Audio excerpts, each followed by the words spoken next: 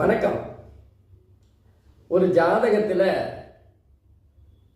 அவங்க ஜாதகருடைய தலையெழுத்தை நிர்ணயிக்கக்கூடிய முக்கியமான காரணின்னு பார்த்தா லக்னமும் லக்னாதிபதியும்.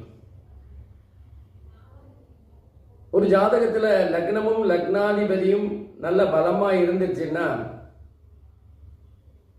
அவங்க எவ்வளவு பெரிய பிரச்சனைகளாக இருந்தாலும் சமாளிச்சிருவாங்க. மிகப்பெரிய வெள்ளமாக இருந்தாலும் நீச்சல் தெரிந்த ஒரு நீச்சல்காரரை போல நீந்தி கரையேறி விடுவார்கள். அதே நேரத்தில் நம்ம விதியை மதியால் வெல்லலான்னு சொல்லுவாங்களே, அந்த மாதிரி லக்னமோ லக்னாதிபதியோ 6, 8, 12 ஆகிய இடங்களுடன் சம்பந்தப்பட்ட அந்த 6, 8, 12 பாவகங்களுக்குரிய காரகங்களை கவனமாக பார்த்துக்கணும். உதாரணமாக லக்னமோ லக்னாதிபதியோ 6வது வீட்டோடு சம்பந்தப்பட்டா ஜாதகர் கடன் வாங்கும்போது கொஞ்சம் கவனமாக இருக்கணும்.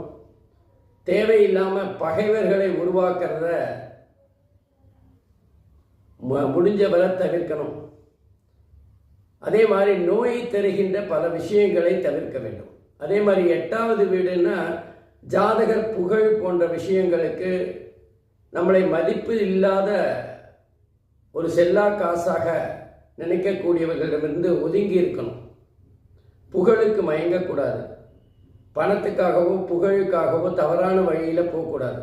அதே மாதிரி 12வது வீட்டதிபதி 6, 8 அதிபதிகளோட சம்பந்தப்படும் போது ஜாதகர் கவனமாக இருக்கணும். தன்னுடைய தூக்கம் முக்கியம்னு பார்க்கணும். தூக்கத்தை தவிர்த்து விட்டு மற்ற விஷயங்களில் கவனம் செலுத்தக்கூடியது. உடம்புன்னு இருந்தால் அதுக்குன்னு சில குறிப்பிட்ட அளவு தான் வேலை பார்க்க முடியும். அந்த எலாஸ்டிசிட்டியை புரிஞ்சுக்கணும். ரப்பர் பேண்டை எப்படி ஒரு அளவுக்கு மேலே இழுத்தா அதை அருந்துறதோ அது மாதிரி நமக்குன்னு ஒரு எல்லை இருக்குது. அந்த எல்லையை தாண்டாமல் பார்த்துக்கணும். நல்லா தூங்கணும். அதே நேரத்தில் மன அழுத்தம் இல்லாமல் கவனமாக இருக்கணும். தேவையில்லாமல் காசை விரயமாக்காமல் இருக்கணும். மற்ற விஷயங்கள் எல்லாமே இந்த 6, 8, 12 நம்பி தான் இருக்குது. ஆகவே ஜாதகர் லக்னம் லக்னாதிபதி எப்படி இருக்கோ அதுக்கு தகுந்தாற்போல் தங்களுடைய குணாதிசயங்களை மாற்றிட்டாங்கன்னா விதியை எளிதாக மதியால் வென்று விடலாம். நன்றி, வணக்கம்.